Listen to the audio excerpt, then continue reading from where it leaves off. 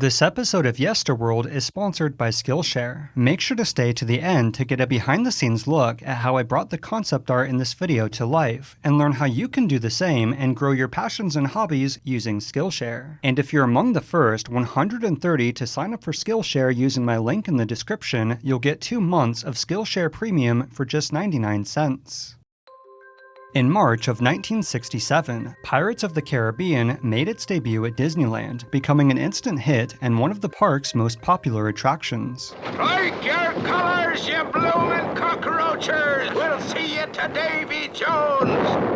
And almost 4 decades later, in 2003, Walt Disney Pictures released Pirates of the Caribbean: The Curse of the Black Pearl, which had been directly inspired by the attraction and was both a critical and commercial success, escalating the ride to an even higher level of popularity. If you see Johnny Depp and get him to come over here, are you willing to shake your pirate booty for him? Oh yeah! Oh my gosh!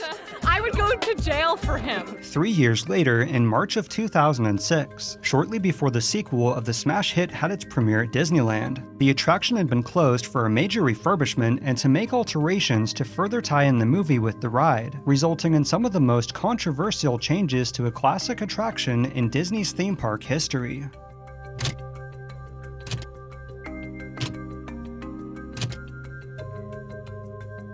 A year earlier, in 2005, rumors began to circulate within the theme park community that Disney was in the process of working on integrating characters from Pirates of the Caribbean the movie into the beloved attraction. And in February of 2006, Disney officially announced that Pirates of the Caribbean would close the following month, in which they would be enhancing the attraction with new characters and new technology, bridging the gap between the classic attraction and the pirate film franchise.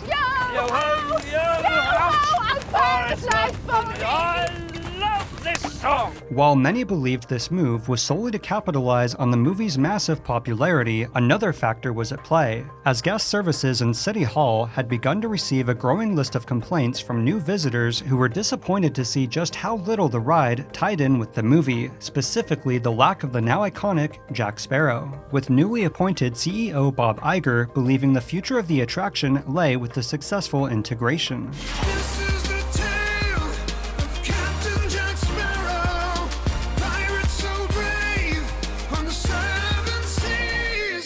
But this wasn't the first time Pirates of the Caribbean had a major update, as less than 10 years earlier in 1997, a refurbishment took place that attempted to make the ride more politically correct, and while I explored the most controversial changes in detail in a previous video, they also included a new ending to the ride, relocating the slurring and obviously drunken pirate nicknamed Thur to the updated Cantina show scene, and was replaced by 2 pirates attempting to make off with the cursed treasure, followed by a display to bring the story full circle.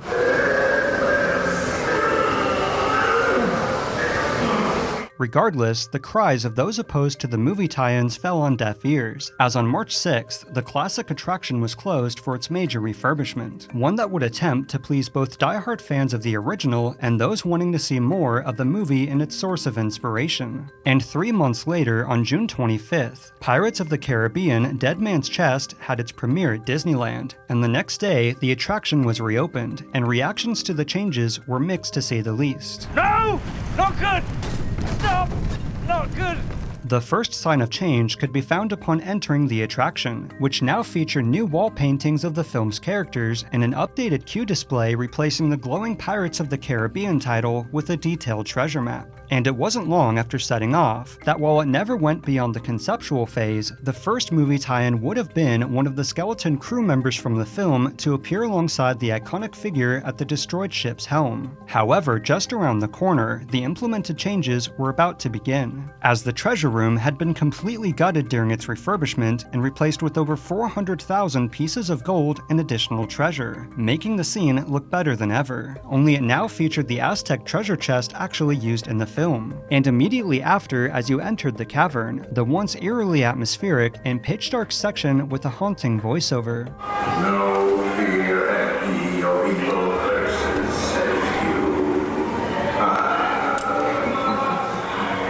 Robbery warned thee, says I. Was replaced by a projection effect on a wall of mist of Davy Jones from Dead Man's Chest. If ye be brave or fool enough, to face a pirate's curse. Proceed. But the most drastic changes had yet to come, as where the once iconic Blackbeard commanded his crew to fire upon the town's stronghold, with the only audio being voices and sound effects, had been replaced by an animatronic of Captain Barbossa, with the movie's theme blasting in the background.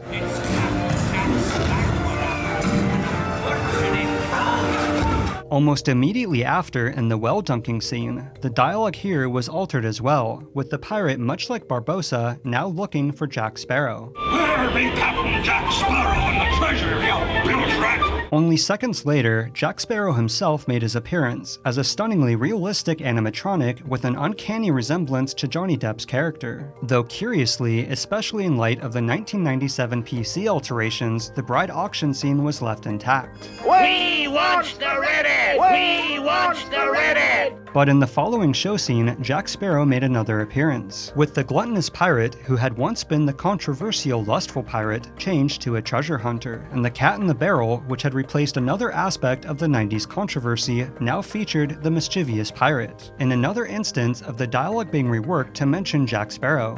What I wouldn't give to see the look on Captain Jack Sparrow's face. To the relief of many, the only changes to the next several show scenes were updated visual effects and lighting, in which the redigitized original audio tracks could be fully appreciated. However, the final movie tie-in could be found at the ride's conclusion, in which Jack Sparrow has found the treasure and the voice of Davy Jones bid guests farewell. Unbelievable. Well, I've always loved the ride. Very proud. I'm honored.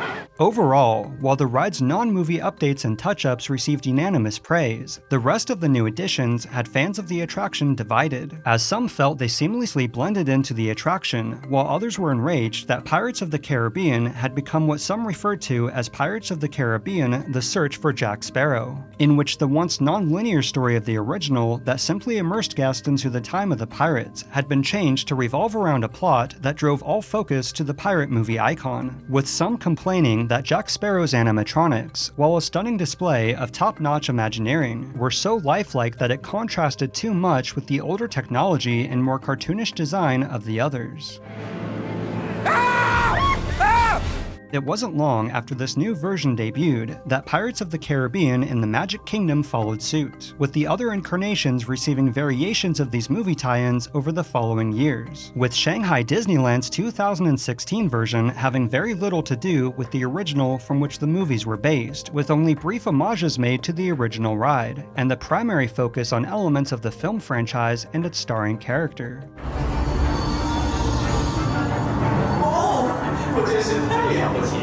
Today, as evidenced by the changes made to the bride auction scene, it's clear Pirates of the Caribbean is an attraction that will continue to change with the times, and remain at the center of the debate of when alterations of classic attractions goes too far, and where exactly the line should be drawn.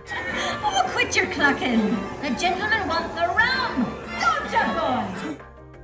I hope you enjoyed this exploration of Pirates of the Caribbean, and enjoyed this special behind-the-scenes look at one of the aspects of this video while I talk a little bit about Skillshare. If you're like me, you're always looking for new ways to grow as a creator and artist, whether by adding production value to your content, such as bringing concept art to life or adding a Disney CEO onto Michael Bolton. With Skillshare, you can do all of that and more, as they have over 19,000 classes that span across a wide range of subjects. Whether you want to learn more about photography, video editing, creating a website, or even starting a YouTube channel, Skillshare offers thousands of classes to grow your passion or take your first steps in learning a new skill. For instance, to learn how to do what I did with the Pirates of the Caribbean concept art, you can watch Bringing a Photo to Life with 2D Parallax, or check out Skillshare's fantastic selection of classes on programs that I use with every video, such as Adobe Premiere, Photoshop, and After Effects. And as I mentioned earlier, for the first 130 to sign up for Skillshare using my link in the description, they'll give you 2 months of premium membership for just 99 cents, and just $10 a month after that. So sign up now and take your passion, whatever it may be, to the next level.